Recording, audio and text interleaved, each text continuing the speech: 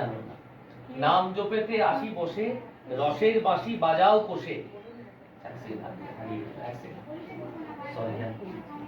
নাম জপেতে আসি বসে, রসের বাঁশি বাজাও কোষে। অবশ হয়ে উঠে বসে, রসিক আমার এই রসনা সময় জানো না। বুকের ভিতর আটক করে যখন আমি রাখি ধরে, চমকে উঠে বাঁশির সুরে, ছুটে যায় রে মন খানা সময় জানো না। বাজিয়ে বাঁশি এমনি করে আমায় মিছে রাখছো ধরে, যুগ যুগান্তে ফিরতে ঘরে, দিবে না কি দিবে না মনের বেদন বোঝো না, সময় জানো না রে কালা সময় জানো না। অসময়ে বাজাও বাঁশি, প্রান্ত বাঁচে না রে কালা সময় জানো না। এইটা এই কথাটা মনে হলো আজকেই সকালে পড়লাম, আমি তুলে নিয়ে বাবা হতে পারে, মা হতে পারে, বন্ধু হতে পারে, স্বজন হতে পারে, যা খুশি, তার মুখটা আগে চিন্তা করো, তাহলে দেখবে তার মধ্যেই ভগবানের অস্তিত্বকে অনুভব করতে পারবে। এই যে নেতি নেতি এইটা দিকে পৌঁছে এই প্রশ্নটা আরেকটা স্বামীজিও এই কথাটা কিন্তু বলেছেন যে যাকে তুমি সবচেয়ে বেশি, যে তোমার প্রিয়, তা সে আত্মা, এটা আগে এটা চিন্তা করো, তারপরে পাশেরটা চিন্তা করো। এরকম করতে করতে তখন দেখবে যে সবই যে আত্মা, এটা তখন তোমার কাছে আরো প্র্যাকটিক্যালি এটা এসে যাবে। নাহলে চট করে মানে মুখে বলা সহজ যে সবই আত্মা সবই ব্রহ্ম, কিন্তু যখন ইউজেস, যখন আমার স্বার্থে লাগে, তখন সবই আত্মা সবই ব্রহ্ম কিন্তু মনে থাকে না। তখন আমরা মানে তার গুণটা এমন ভাবেই প্রকাশ পায় আমার উপর ইম্পোজ হয় যে কিতাব মে রহে তখন আমি ঝগড়া করতে লেগে গেলাম। এখানে একটা মজার ব্যাপার আছে এই প্রসঙ্গে, এটা গুরুজি থেকেই জেনেছি। সেটা হচ্ছে বলছে যে মহাভারতের শান্তি পর্বটা পড়াটা খুব ভালো, শান্তি পর্বটা একটা বারবার পড়াটা খুব ইম্পর্টেন্ট। তো সেখানে পিতামহ ভীষ্মের কাছে যখন পাণ্ডবদের নিয়ে এসছে শ্রীকৃষ্ণ, তখন শ্রীকৃষ্ণ এসে নিয়ে বলছে যে এবার পিতামহ ভীষ্ম থেকে সব জেনে নাও, এনার থেকে ভালো কেউ কিছু বলতে পারবে না। উনি শরীর ছেড়ে দেবেন, উত্তরায়ণ যখন আরম্ভ হবে শরীর ছেড়ে দেবেন, ওনার থেকে সব জেনে নাও। শ্রীকৃষ্ণ নিজে দাঁড়িয়ে বলছেন পাণ্ডবদের যে ওনার থেকে জেনে নাও। তো তখন এই প্রসঙ্গটা আসে যে যখনই আমি জপ ধ্যান করতে বসছি, তখনই বেশিরভাগ নেগেটিভ চিন্তা বা উল্টোপাল্টা জিনিস কেন হচ্ছে, তখন এই প্রশ্নটা করা হয় পিতামহ ভীষ্মকে। তখন পিতামহ ভীষ্ম যে উত্তরটা দিচ্ছেন বলছে, always take this as a positive sign. Why? Because ধরো এই ঘরটা কোনোদিনই পোছা হয়নি, তুমি ঘরটাতে ঢুকলে, ঘরটাকে ছাড় দেওয়া আরম্ভ করেছে, ধুলো তো উঠবেই, ধুলো তো উঠবেই, থটস গুলো তো আসবেই, কিন্তু একটা সময় এই থটস গুলো চলে যাবে। তুমি যদি দরজা বন্ধ করে ওটাকে বের করে দেওয়ার চেষ্টা করো, কনসিয়াসলি চেষ্টা করো যে আমি কোনো থটই ঢুকতে দেবো না, আরো বেশি ঢুকবে। ওই ব্যাপারটা আমাকে বলি, যুদ্ধ শেষ হয়ে গেছে, কৃষ্ণ বলছেন যুধিষ্ঠিরকে যে তোমাকে যেতে হবে ভীষ্মের কাছে। কিন্তু সে কি, আমার ভাইরাওকে সরস্বতী শুয়ে দিয়েছে, আমি যাবো? হ্যাঁ, আমাকে উপদেশ নিতে হবে। বলো আমাকে উপদেশ দেবেন না কি? কে বললো তোমাকে দিতে পারে? তো যেতে পারি, কিন্তু আপনাকে আমাদের সামনে থাকতে হবে। কৃষ্ণকে নির্দিষ্ট করছে, আর 5 ভাই যাও, কিন্তু আপনি সামনে থাকবেন। যাচ্ছি গিয়ে কৃষ্ণ সামনে আছে, আর কৃষ্ণ শুয়ে আছে। তারপরে কৃষ্ণ তুমি না, আমি একা নই, পিছনে কে দেখুন? কে? পঞ্চ পাণ্ডব আপনার। তো কেন এসেছে ওরা? আপনার কাছে উপদেশ নিতে এসেছে। উপদেশ? আমি কি উপদেশ দেবো?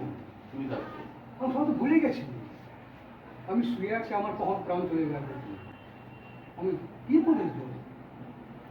কিছু মনে নেই, কিছু না, আমার সব মনে আছে। আপনি আমার চোখটা বুঝুন, বলুন, হ্যাঁ কৃষ্ণ, আমার সব মনে পড়ে গেছে, আমি উপদেশ করব। দৃষ্টি কাল সকালে স্মরণ করতে, উনি উপদেশটা লেখা আছে বিশ্ববিদ্যাতে, ওইটা আমাদের সবারই পড়া উচিত।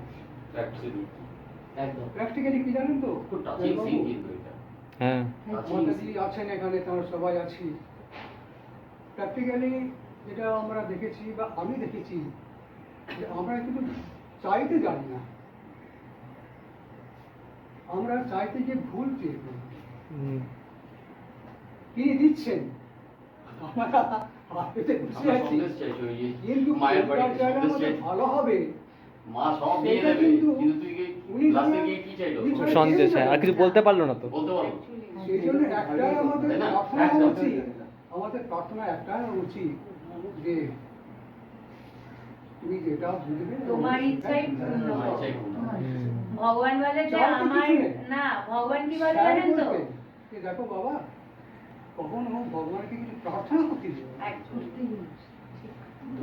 তিনি, তুমি তাকে দেখতে পাচ্ছ না, কিন্তু তিনি তোমাকে দেখতে পাচ্ছেন। যেটা সে হিং or artist হয়। একদম একদম। ঠাকুর সীতারাম দাসজি বলেছেন, এটা আমি একটা ভাষণে বলেছিলাম ওই মাতৃ মন্দিরে, ভুবনেশ্বরে আছে, মাঠ মন্দিরে ঠাকুর দাঁড়িয়ে আছে, ঠাকুরের কাছে একজন মহিলা প্রণাম করছে, তিনি বলল, কি রে তুই কত দূর আগিয়েছিস?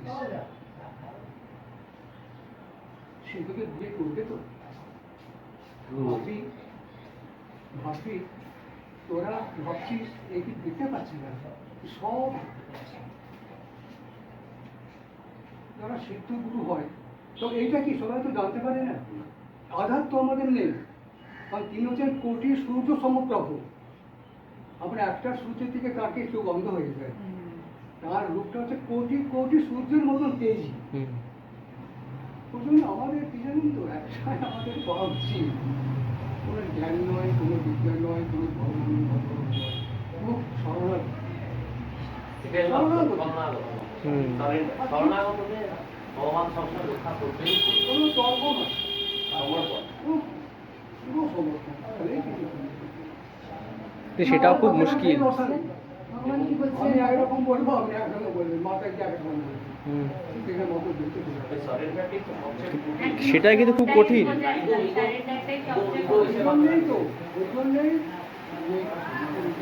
ঠাকুর শুয়ে আছেন, যখন চলে যাবেন ওটা সরকার তিন মাসে ওয়ারেন্ট বসে আছে,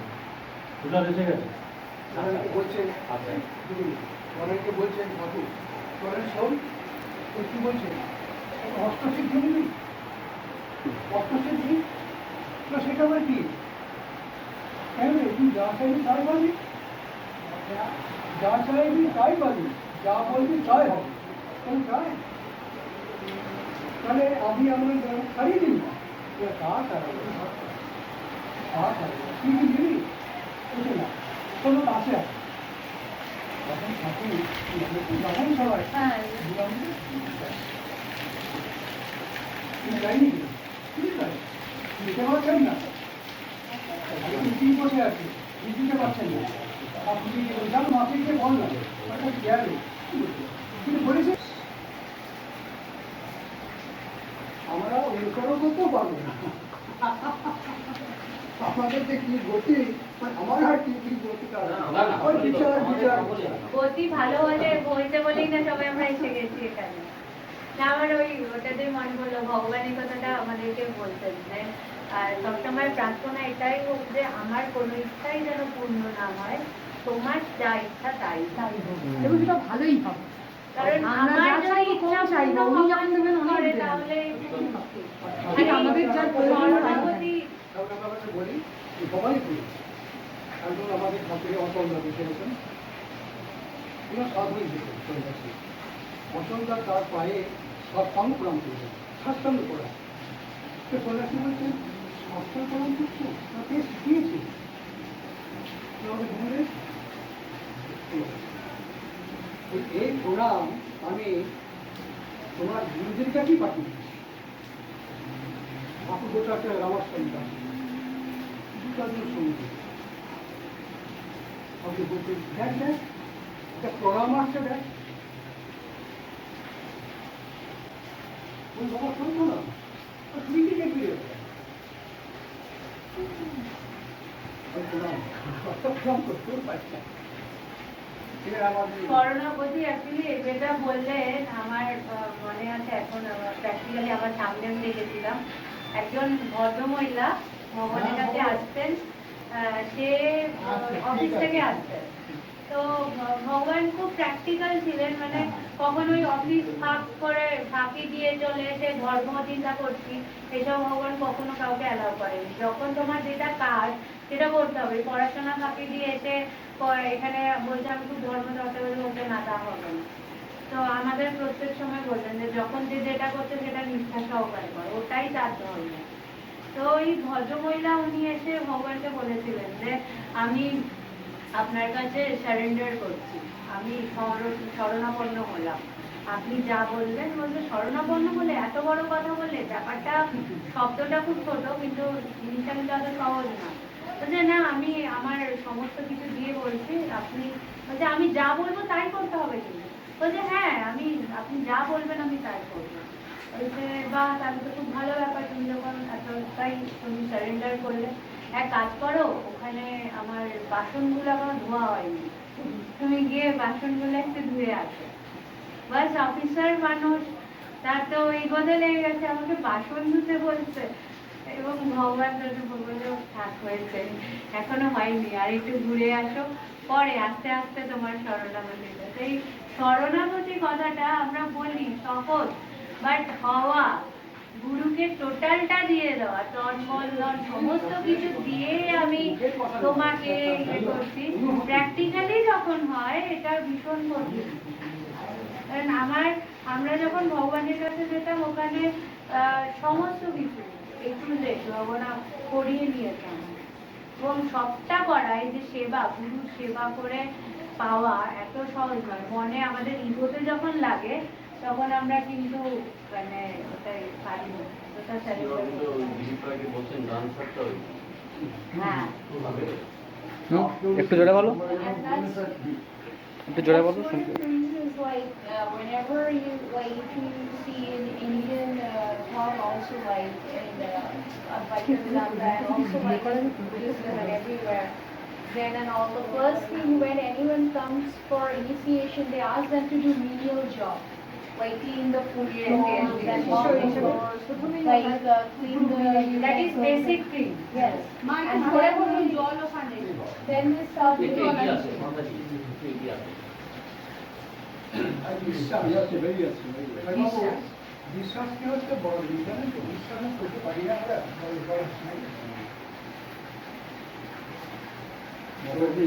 আপনি যেটা করছিলেন না, তোমার ইচ্ছা করবে শুনল, এটা হচ্ছে রবীন্দ্রের সঙ্গে আমার মতামত করে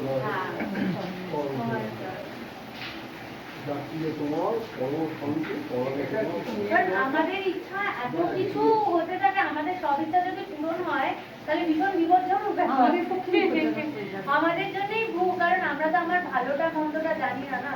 এই জন্যই ওখানে আবার ওই যে শ্রেয় মার্গের কথা বলা আছে, যে আমরা সবসময় আমাদের প্রিয় দিকে যাই, যে প্রিয় জিনিসগুলি পাই, কিন্তু বলছে না, শাস্ত্রে বলছে যে প্রিয় নয়, যেটা শ্রেষ্ঠ সেদিকে যাও, সেটাকে খোঁজার চেষ্টা করো। সহস্র কোটি প্রণাম। আমি একটু ইন্ট্রোডাকশন দেবো। আমার নাম পারিজাত ভট্টাচার্য সিনহা। তো আমি প্রায় 9 বছর এই সোসাইটির সাথে যুক্ত, এবং আমি খুবই উপকৃত মানসিকভাবে, কারণ আমি এখানে আসার আগে আমি মানসিকভাবে মানে খুব ডিপ্রেস, ফ্রাস্ট্রেটেড ছিলাম, কিন্তু আমরা জানি। কিন্তু আমি এখানে আসার পর আমার যে মানসিক উত্তরণটা হয়েছে সেটা আমার এই গুরুদেবের বা স্বামী মাতাজি এনাদের যে সমস্ত বেদান্তের যে পাওয়ারফুল ওয়ার্ডসগুলো, সেগুলো নিতে নিতে আমার একটা মানসিক উত্তরণ হয়েছে। এবং তার ফলে আমার মধ্যেও একটা, আগে আমরা বেদান্ত উপনিষদ বলতে ভীষণ ভয় পেতাম, আরে বেদান্ত উপনিষদ পুরো চুয়ানি, এখন একটু বলতে শিখেছি।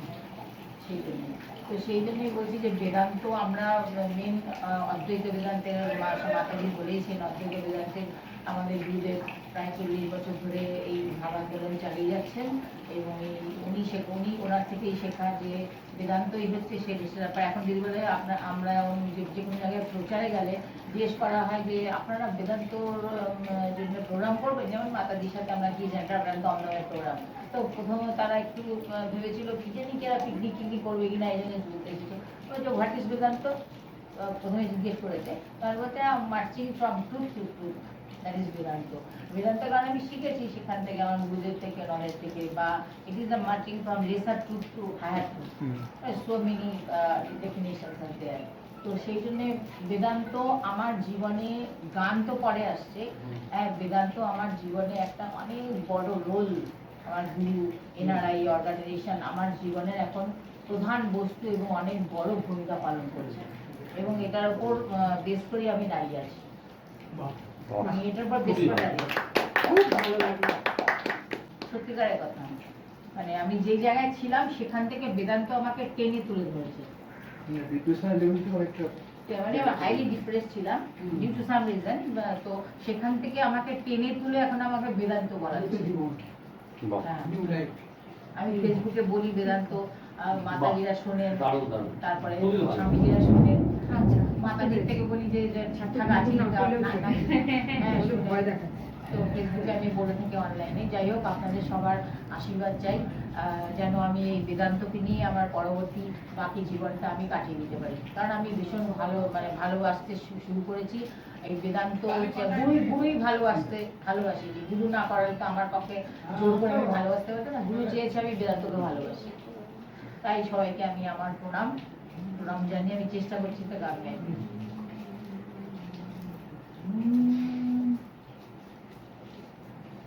আমার চেতনা চৈতন্য করে দে মা চৈতন্যময়ী, আমার চেতনা চৈতন্য করে দে মা চৈতন্যময়ী, তোর ভাব সাগরে ভেসে আমি, ভাব সাগরে ভেসে আমি হব মা তোর পদাশ্রয়ী, আমার চেতনা চৈতন্য করে দে মা চৈতন্যময়ী। অজ্ঞান মোর স্বভাব থেকে তোর ভাবে তুই নে মা ডেকে,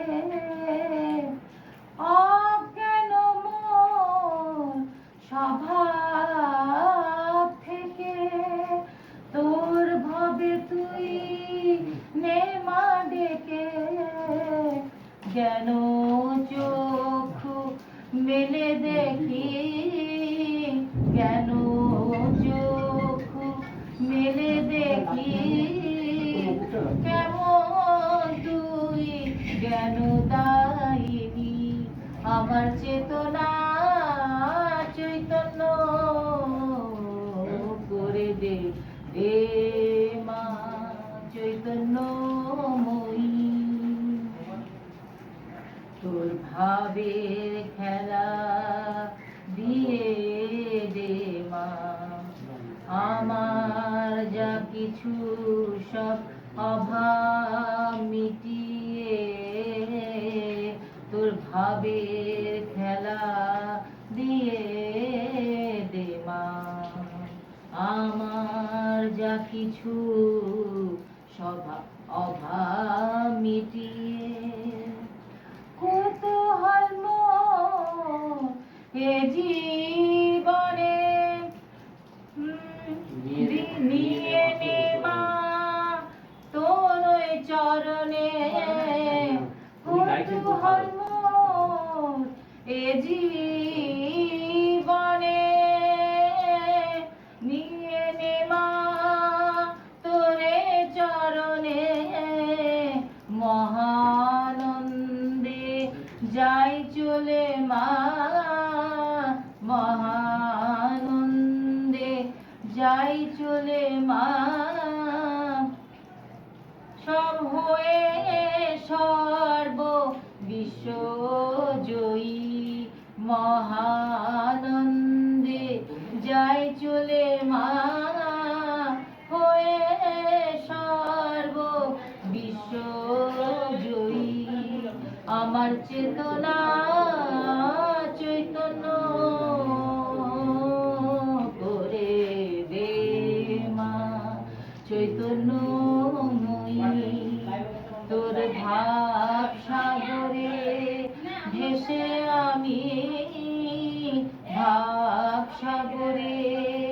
ভেসে আমি হব মা তোর পদাশ্রয়ী।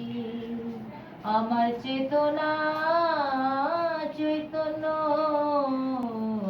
করে দেবে মা, চৈতন্যময়ী দে মা, চৈতন্যময়ী দে মা, চৈতন্যময়ী।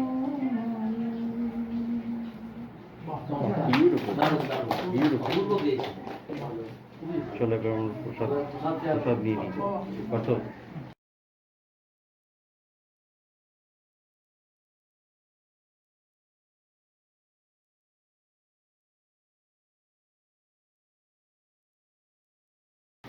আমরা অনেক কথা শুনলাম, তা একটা কথা আমার মনে হচ্ছে যে এর পরবর্তী একটা ডেট এখান থেকে ঠিক করুন না, যেদিন আমরা শুধু এইটার জন্যই মানসিক প্রস্তুতি নিয়ে আসবো। হ্যাঁ আমরা আগস্টে এইখান বলবো। থেকে দাদা যে কোনো একটা ইয়েতে নিয়ে একটা জায়গা ঠিক করুন, ওনার ওখানে কি আগস্টে বসা যাবে? তাহলে কি হবে সারা দিনটা তো আমরা কথা বলে নিচ্ছি, আমরা কথা বলে নিচ্ছি, জয়বাবু হিমাদ্রি, আমরা কথা বলে এরকম ভাবে করুন, তাহলে প্রত্যেকের সঙ্গে প্রত্যেকের আদান প্রদানের মাধ্যমে যদি আমরা ওখানে ভাব বলতে বিনিময়টা পারি হবে। একটা দিন, হ্যাঁ হ্যাঁ ওটা আপনারা তাহলে ঠিক করুন। আমি আগস্টের ওই মাঝামাঝি থার্ড রোববার যদি হয়, কারণ আমাদের তো ওই আবার ক্লাসের ওইটা থাকে, তো ওরকম করে থার্ড রোববার মোটামুটি ধরে রাখুন। এবার ক্লাসের আমরা ওটাকে ভিডিও করে নিতে পারি, ওটা প্রিপেয়ার হয়ে যাবে, ঠিক আছে আমরা কথা বলে নেব। আমি না, এটা ধারাবাহিক রবিবার থেকে বেশ করলে, রবিবার থেকে বেশ করলে তাহলে কি হবে, কন্টিনিউটি থাকলে ভালো হবে। আর যদি ওখানটায় হয়ে যায় আমরা মাসে একটা দিন ওখানে বসলাম, তাহলে আমরা কথা সবাই বলে জানতে সেটা পারবে। রবিবারটা করবেন, রবিবার থেকে হ্যাঁ রেডি করবেন। রবিবারই করবো, কারণ না হলে না সবাই আরেকটা আসবে। বলুন তো, কারো রবিবারে কোনো বিয়ে টিয়ে ছাড়া কোনো প্রোগ্রাম থাকে না, না, ওটাই। মানে কোনো অফিস কাছারি ইত্যাদি করতে